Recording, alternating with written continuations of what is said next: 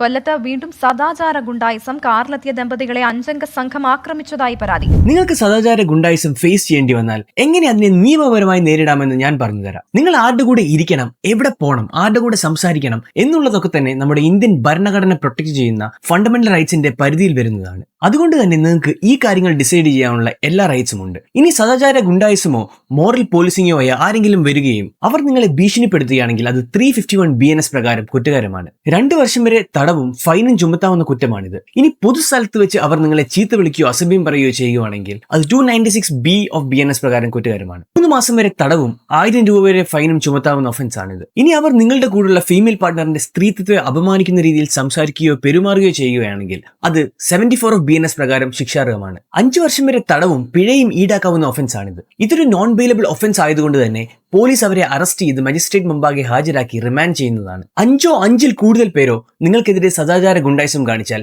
അത് 189 BNS പ്രകാരം ശിക്ഷാർഹമാണ്. 6 മാസം വരെ തടവും ഫൈനും ചുമത്താവുന്ന ഒഫൻസ് ആണിത്. ഇനി അവർ നിങ്ങളെ തടഞ്ഞു നിർത്തുകയാണെങ്കിൽ അത് 126 BNS പ്രകാരം ശിക്ഷാർഹമാണ്. 1 മാസം വരെ തടവും 5000 രൂപ വരെ ഫൈനും ചുമത്താവുന്ന ഒഫൻസ് ആണിത്. ഇനി നിങ്ങൾ ഈ ഒരു സിറ്റുവേഷനിൽ പെടുകയാണെങ്കിൽ സദാചാര ഗുണ്ടകളെ ധൈര്യമായി നേരിട്ടുകൊണ്ട് അടുത്തുള്ള പോലീസ് സ്റ്റേഷനിൽ പോയി കംപ്ലൈന്റ് ഫയൽ ചെയ്ത് FIR രജിസ്റ്റർ ചെയ്യുക. ഈ വീഡിയോ നിങ്ങൾക്ക് യൂസ്ഫുൾ ആയി തോന്നിയാൽ നിങ്ങളുടെ ഫ്രണ്ട്സുമായി ഷെയർ ചെയ്ത് അവരുടെ റൈറ്റ്സിനെ പറ്റി അവർക്ക് മനസ്സിലാക്കി കൊടുക്കുക. അതോടൊപ്പം follow legal friend Amitabh to know your rights.